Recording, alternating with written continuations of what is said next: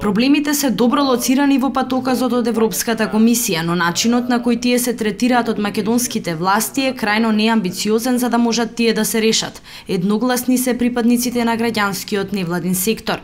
По вчерашниот настап на Филе заедничкиот ставот дека овој пат еврокомесарот одлучи да ги потенцира пофалните зборови, а од друга страна да ги премолчи критиките, но тоа според нив не ни помага да ги надминеме проблемите.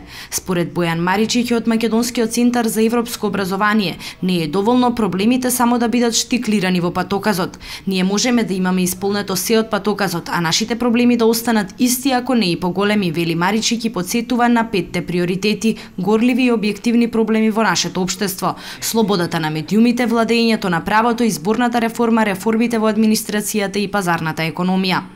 Мерките предвидени во сите 5 области, јас ке зборам за реформата на јавната администрација, но и за сите останати истото важи, се комплетно неамбициозни, дека се сосема на техничко ниво поставени, дека нивното исполнување дури 100% нема да значи никаков напредок во ниедна од областите. Како најдобар пример за маркирање на задачи од пристапниот договор, а проблеми кои остануваат, го посочуваат Законот за декриминализација на клеветата.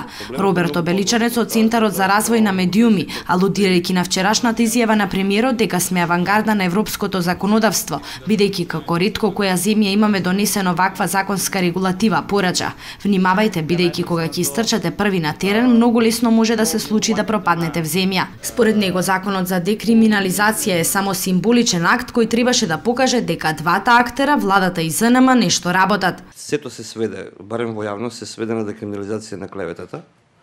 Таму има уште 7-8 точки кои што речиси сите се премалку амбициозни или се работи за погрешно идентификувани проблеми или се работи за едноставно превеслување и на целиот сектор и на Европската унија. Пример. Проблемот кој што во голема мерка ги врзува медиумите за владата се парите од владините кампањи. Мерката која што се предлага во онака се вика во роудмепот е измена на Законот за јавни набавки. Значи проблемот е многу подлабок од тоа, затоа што во тој сектор постои нешто што се вика оправдано за воопшто да почне една кампања. Потребен е цел закон да го регулира тоа.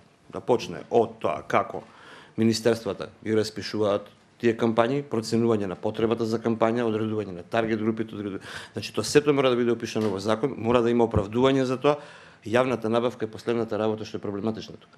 За Маргарита Цаца Николовска од Институтот за човекови права спорна е и констатацијата дека е зголемена и ефикасноста на македонското судство. Она што како реченица стои дека постигната е зголемена ефикасност, јас ќе поставам контрапрашање. Прво, не знам врз основа на што е дојдено до тој заклучок. Ние не можеме да очекуваме дека одлуките треба да бидат брзо решени, а за сметка на квалитетот, што го имаме присутно, или да имаме селективен пристап, еве конкретно кај предметите за новинарите, некои предмети многу брзо одат се решаваат, а некои предмети скоро да не се решаваат. Ако е тоа ефикасност, јас не знам што е неефикасност. Филе директно или индиректно вчера повика да престанат политичките партии да манипулираат со меѓуетничките односи и повикна на зајакнување на регионалната соработка и добрососедските односи.